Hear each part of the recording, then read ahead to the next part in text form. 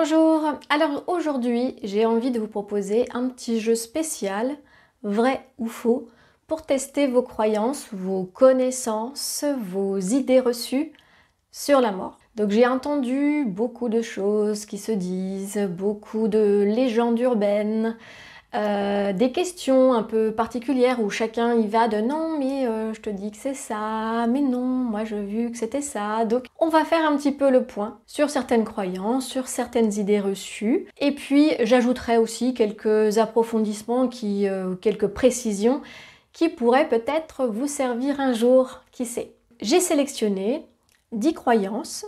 Et on va faire ce jeu sous 2 épisodes. Donc là, dans un premier temps, on va parler de 5 affirmations, vrai, faux, vous testerez. Et dans un prochain épisode, je ferai les 5 suivantes.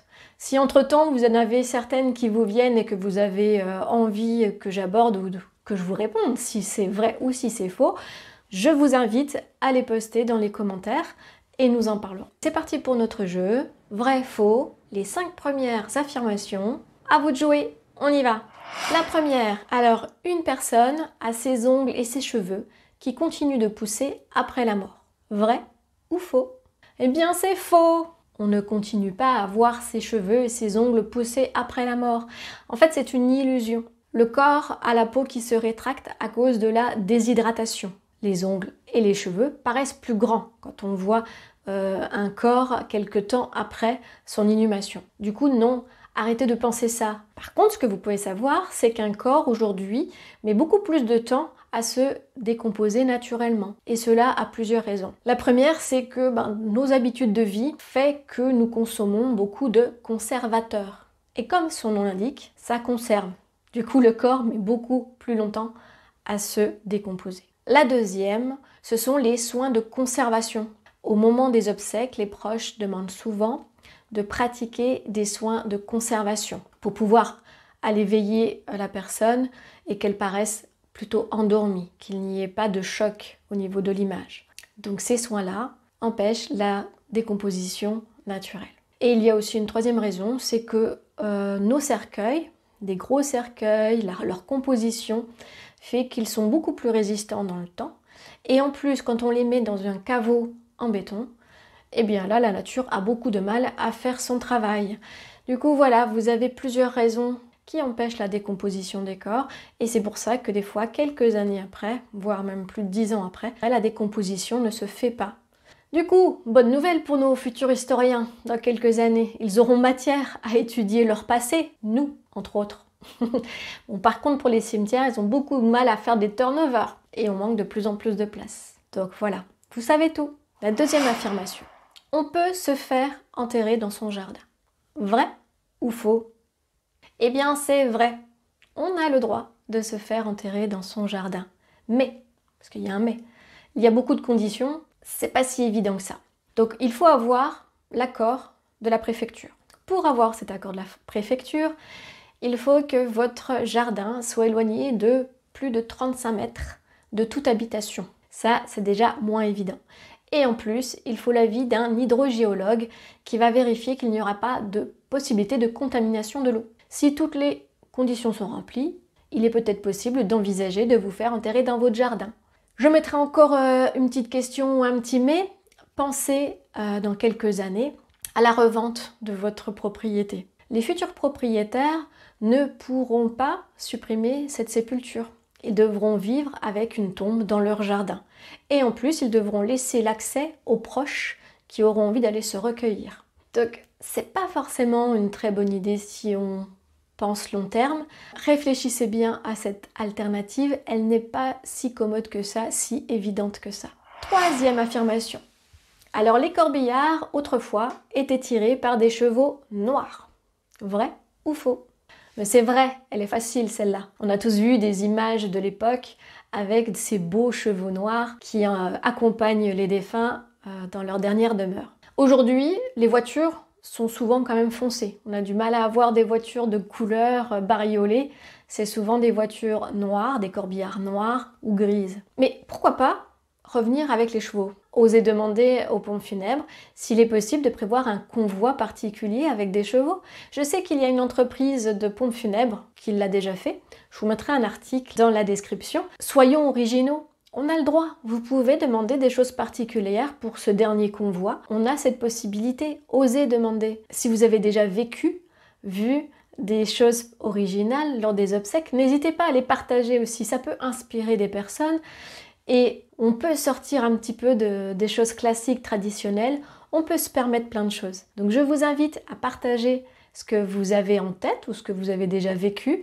Et je vous invite à y réfléchir aussi. Parce que peut-être qu'il y a des choses que vous pourriez imaginer. Et ça peut vous ressembler plus et faciliter le deuil de vos proches. Donc osez, imaginez, créer.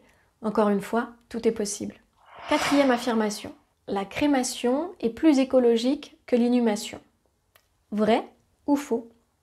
Eh bien c'est faux. Effectivement, pendant longtemps, on nous a dit que la crémation était plus écologique. Mais en fait, d'après une dernière étude effectuée en 2024, je vous posterai les références dans la description, l'impact carbone est équivalent entre l'inhumation et la crémation. Ça se joue à très peu de différence. Et malheureusement en France, nous n'avons que ces deux alternatives. Nous n'avons pas d'alternative plus écologique. Alors pour réduire notre impact carbone, il y a d'autres choses à penser, comme quel genre de cercueil nous voulons, quel genre de dernière demeure nous voulons. Il y a plein de petites choses qui sont dans l'organisation des obsèques qui peuvent faire la différence, jusqu'à ce que la réglementation change et que nous puissions avoir des pratiques plus écologiques, comme l'humusation par exemple. Ce sont des pratiques qui permettent de revenir à la terre sans avoir besoin de cercueil. J'aborderai ces alternatives écologiques dans d'autres épisodes. Mais en attendant en France, c'est ou inhumation ou crémation. Donc je vous invite dès à présent à réfléchir comment réduire votre impact écologique au moment de vos obsèques. Il y a certainement plein de choses que vous avez en tête et qui feront la différence. Dernière affirmation, 5e affirmation pour cet épisode. Le croque-mort mordait l'orteil des morts pour vérifier qu'ils étaient bien décédés. Vrai ou faux? Eh bien c'est faux! Arrêtez de croire à cette légende urbaine qui circule encore beaucoup. Je l'ai entendue de nombreuses fois et on me soutient, mais si, c'est ça. Non, le croque-mort ne mordait pas l'orteil des personnes pour vérifier qu'elles étaient bien décédées. En fait, autrefois au Moyen-Âge, il y avait énormément d'épidémies, beaucoup de maladies contagieuses. On atteignait péniblement l'âge de 30 ans. Alors il fallait vite se débarrasser des corps de ces morts pour qu'ils ne contaminent pas d'autres personnes. Alors la personne qui était chargée de transférer les personnes dans la fosse commune, parce que quand il y avait des épidémies, c'était une fosse commune, devait se protéger et par souci d'hygiène et de sécurité, il utilisait une grande perche avec des crochets. Il tirait les corps des personnes pour les mettre dans un chariot et ensuite dans la fosse commune. On l'appelait le croche-mort ou croque-mort, puisque c'est crochet ou croque, qui croquait les corps. Voilà. Donc ce mot croque-mort vient de cette pratique-là, et non pas de mordre les orteils. Pour vérifier qu'une personne était bien morte, on utilisait plutôt des aiguilles ou des stimuli un peu plus agressifs pour voir s'il n'y avait pas de réaction. Aujourd'hui, les croque-morts s'appellent des conseillers funéraires. Leur mission est bien plus large et ils ont comme cœur de métier de vous accompagner, d'accompagner les familles qui ont perdu un proche. Ils connaissent l'organisation des obsèques de A à Z. Vous pouvez les solliciter à tout moment pour répondre à vos questions. Et même en dehors d'organisation d'obsèques, elles seront ravies de répondre à vos questions sur la mort. D'ailleurs, le monde du funéraire est en mutation. Des choses bougent, de nouveaux métiers émergent. Et je ferai un focus sur ces nouveaux métiers, ces métiers des coulisses, ces métiers de l'ombre, dans d'autres épisodes.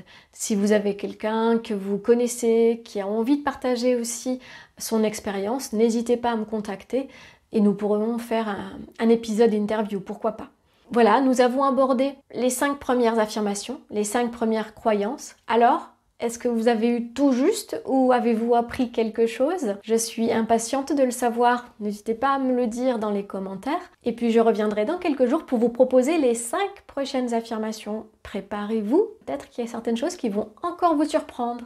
Alors merci beaucoup d'avoir regardé cet épisode. S'il vous a intéressé, inspiré, si vous l'avez aimé, n'hésitez pas de mettre un petit pouce. Et si vous ne voulez pas rater le prochain épisode, n'hésitez pas à vous abonner. Je vous remercie, à bientôt pour ce prochain épisode de La mort autrement.